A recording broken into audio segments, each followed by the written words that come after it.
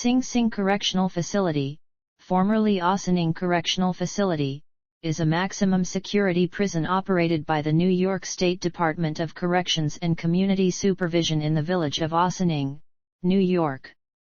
It is about 30 miles north of New York City on the east bank of the Hudson River.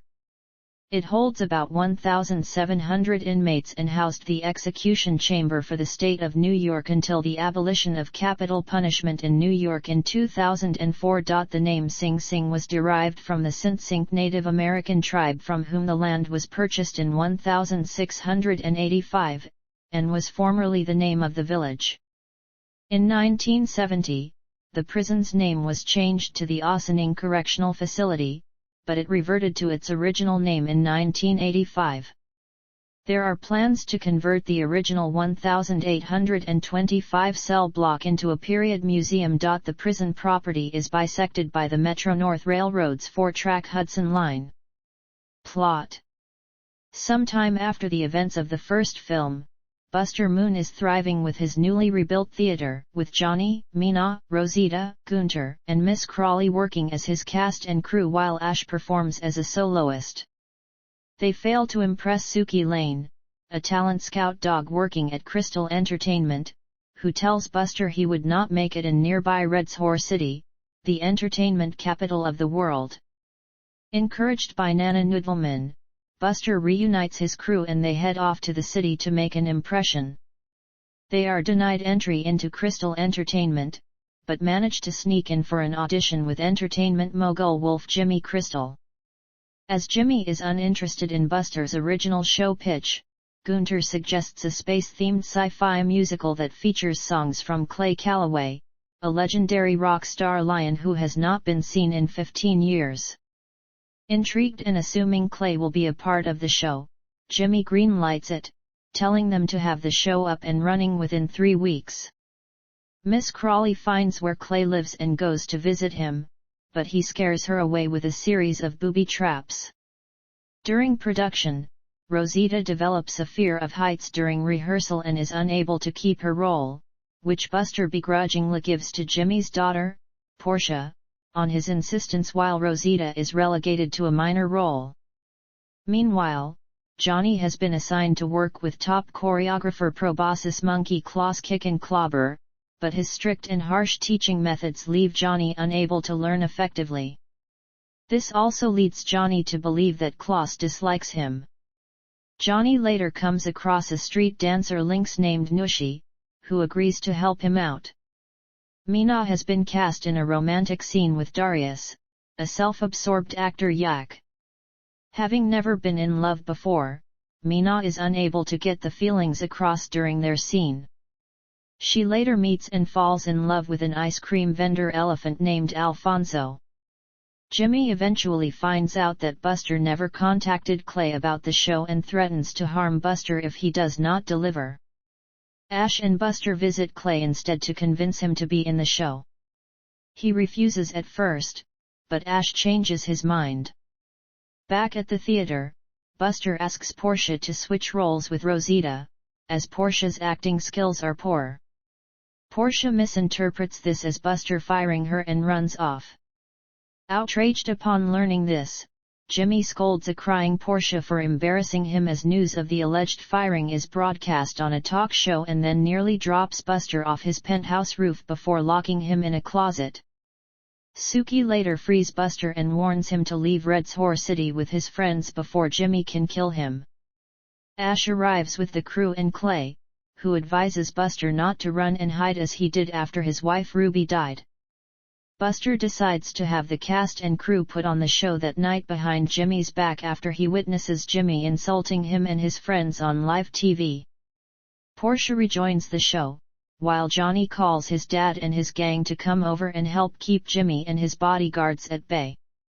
During the show, a jealous Klaus takes the place of Johnny's performance partner in an attempt to undermine his number, but Johnny defeats Klaus with encouragement from Nushi and the other dancers, finally earning Klaus' respect. Portia performs a high-energy song and dance number, standing up to Jimmy, angering him. Mina visualizes Darius as Alfonso, and successfully performs a romantic duet with him. In a last attempt to stop the show, Jimmy drops Buster off a high catwalk, which forces Rosita to overcome her fear of heights to save Buster. When the time comes for Clay to take the stage, he claims that he is not ready yet. Ash leads the crowd in a rendition of one of Clay's songs, giving him the courage to perform. After the curtain call, Jimmy tries to take credit for the show but is arrested by the police for attempting to kill Buster. Just as Buster and his friends, now joined with Portia, Nushi, and Clay, prepare to return home to Kalatanya the following morning, Suki stops them and tells them that a major theater wants to put on their show. As the cast puts on its first official performance, Buster watches from the VIP section, proud to have succeeded in Red's Horse City. Voice cast: Matthew McConaughey as Buster Moon, a koala who owns the New Moon Theater. Reese Witherspoon as Rosita, a pig who gave up her music dreams to become a devoted housewife and mother of 25 piglets, but who now does both. Scarlett Johansson as Ash, a porcupine punk rock guitarist. Bobby Cannavale as Jimmy Crystal, a wolf and media owner who runs Crystal Entertainment. Taron Egerton as Johnny, a teenage gorilla who left his father's ex-criminal gang to become a singer and pianist. Tori Kelly as Mina, a teenage elephant with an exquisite singing voice, who previously overcame severe stage fright. Nick Kroll as Gunter, a passionate dancing pig and Rosita's dance partner. Pharrell Williams as Alfonso, an elephant and ice cream vendor who becomes Mina's love interest. Halsey as Portia Crystal, a wolf and the seemingly spoiled daughter of Jimmy who has an excellent singing voice. Chelsea Peretti as Suki Lane, Jimmy's haughty dog assistant and talent scout.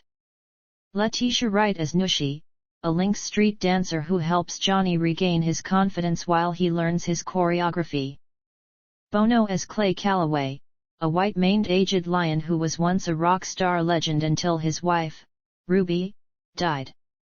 Eric Andre as Darius, an egocentric yak who is cast in the stage production opposite Mina in a romantic duet. Adam Buxton as Klaus Kickin' Clobber, a proboscis monkey and strict dance instructor. Buxton previously voiced Stan, a gorilla and member of Big Daddy's gang in the first film. Garth Jennings as Miss Crawley, an elderly iguana with a glass eye who works as Buster's assistant. Jennings also voices the bus terminal and the airbag from a rental car. Peter Serafino is as Big Daddy, a mobster gorilla and Johnny's father who is now on work release. Jennifer Saunders as Nana Noodleman, a sheep and a famous singer. Nick Offerman as Norman, a pig and Rosita's workaholic husband. Julia Davis as Linda L. E. Bon, a horse and host of a talk show that interviews Jimmy about Buster's show. Spike Jones as Jerry, a cat who is Jimmy's assistant. Asher Blinkoff, Juliana Gameis, Asa Jennings, Casper Jennings, Remy Edgerly, Leo Jennings, Oscar Jennings, Aidan Soria, Adeline Krapinski and Jack Stanton voice Rosita and Norman's piglets, while Matthew McConaughey's daughter Vita Alves McConaughey voices a piglet that goes splashing in chocolate. Garth's wife, Louise Jennings, voices a dog worker making Mina's costume for the show. Garth's friend, George Griffiths, voices a dog worker at the lobby trying to get the stick back from Nushi. One of the assistant editors, Thomas Walters, voices Barry, one of Big Daddy's gorilla friends who spotted Crystal entering the theater during the final act.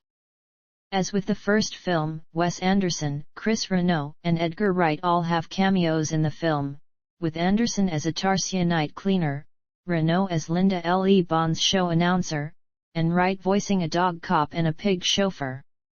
Scott Mosier, director of The Grinch and director of the short film Eddie's Life Coach, voices Mason, a walrus worker on making the sets for the show. Production. On January 25, 2017, Universal Pictures and Illumination announced a sequel to its 2016 animated film Sing was in development. Writer/director Garth Jennings and producers Chris Meledandri and Janet Healy return along with voiceover stars Matthew McConaughey, Reese Witherspoon, Scarlett Johansson, Nick Kroll, Taron Egerton, and Tori Kelly. In December 2020, Bobby Cannavale, Letitia Wright, Eric Andre, Chelsea Peretti, longtime Illumination collaborator Pharrell Williams, Bono, and Halsey were added to the voice cast. Work on the film shifted due to the COVID-19 pandemic, and was done remotely following the temporary closure of Illumination MacGuff. The scope of the theater in the finale was a major stepping stone to take over 10,000 animals for the crowd department, old and new ones designed by longtime Illumination artist Eric Gillian, who not only worked on Sing but have designed the new characters in the sequel like choreographer Klaus and the Tarsias. Fashion brand Rodarty designed some of the costumes used in the film. Music. In December 2020, Joby Talbot returned to compose the score. U2 performed the film's original song Your Song Saved My Life. The song was released on November 3, 2021. Additional music includes songs by Keanu Led, Sam I, Billie Eilish, Elton John and more. The film's soundtrack was released on December 17, 2021. Release. Theatrical and home media. Sing 2 had its world premiere, opening the AFI Fest celebration on November 14, 2021, and was theatrically released in the United States on December 22, 2021, in Realty 3D, due to the COVID-19 pandemic, after previously being scheduled to be released in the United States on December 25, 2020, and July 2, 2021. Early access screenings occurred in the United States on November 27, 2021. The film was released to video on January 7, 2022, on platforms such as Amazon Prime Video, Apple TV, Vudu, Xfinity, and YouTube. It was released on Blu-ray, DVD, and Ultra HD Blu-ray on March 29, 2022, by Universal Pictures Home Entertainment. Marketing. Tomy made a deal with Illumination and Universal to develop the Sing 2 toy line, featuring plush toys, collectible figures, and a role-playing game. Roblox released an Adopt Me live event in partnership with Illumination to promote this film. The film also has many promotional partners including Xfinity, McDonald's, and Mercury. By its opening weekend in the United States and Canada, the film had made 393.1 million impressions across all social media platforms, a statistic 24% above those of a film released before the COVID-19 pandemic. Overall, the film had a better social media reach than 2021's Encanto, The Addams Family 2, Tom and Jerry, Spirit Untamed, and The Croods, A New Age. Reception. Box office. Sing 2 grossed $162.9 million in the United States and Canada, and $246.1 million in other territories, for a worldwide total of $409 million in the United States and Canada. The film earned $1.6 million from sneak previews held on November 27, 2021. The film had its wide release the following month on Wednesday, December 22, alongside The King's Man and The Matrix Resurrections, and was projected to gross $50 million from 3,892 theaters over its first 5 days of release.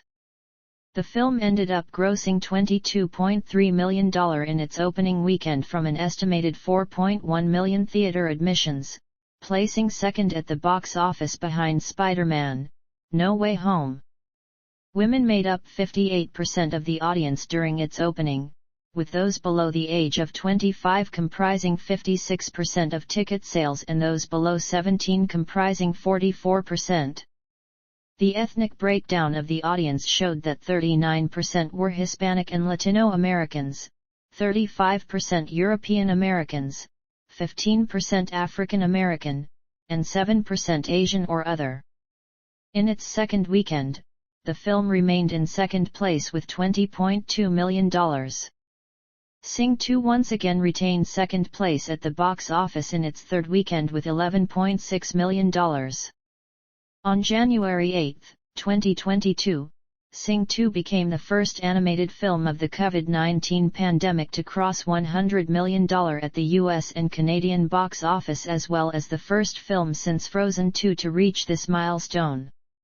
It remained atop the box office top 10 until its 15th weekend. Outside the United States and Canada, Sing 2 opened in several international markets on December 3, 2021.